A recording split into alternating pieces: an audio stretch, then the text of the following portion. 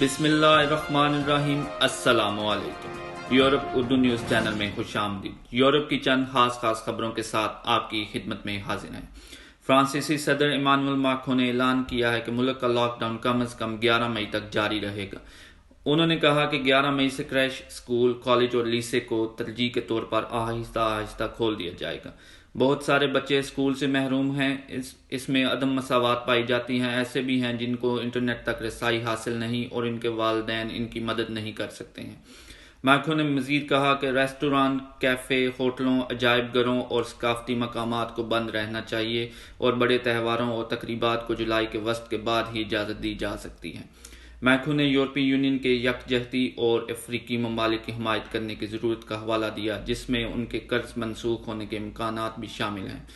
انہوں نے کہا کہ غیر یورپی یونین کے ساتھ فرانس کی سرحدیں بند رہیں گی۔ اس میں برطانیہ کو شامل کرنے کے بارے میں سوچا نہیں گیا کیونکہ برطانیہ ابھی بھی بریگزٹ منتقلی کے مدت میں ہے۔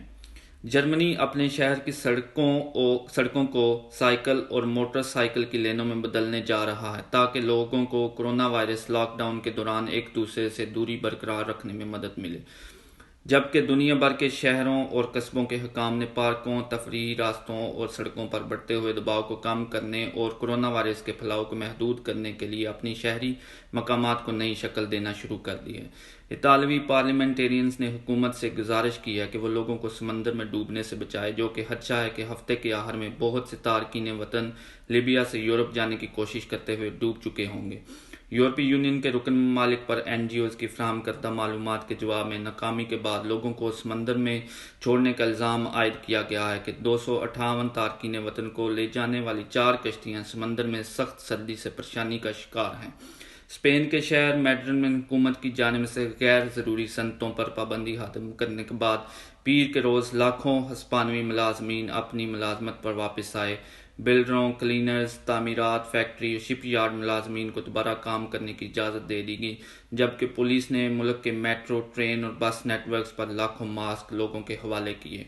اور بات کریں گے برطانیہ کی۔ برطانوی حکومت کے چیف سائنسی مشیر نے انکشاف کیا کہ پبلک ہیلتھ انگلینڈ نے وائرس کے پھیلاؤ پر قابو پانے کے لیے کورونا وائرس کی جانچ میں اتنی تیزی سے اضافہ نہیں کیا جس کی ضرورت تھی۔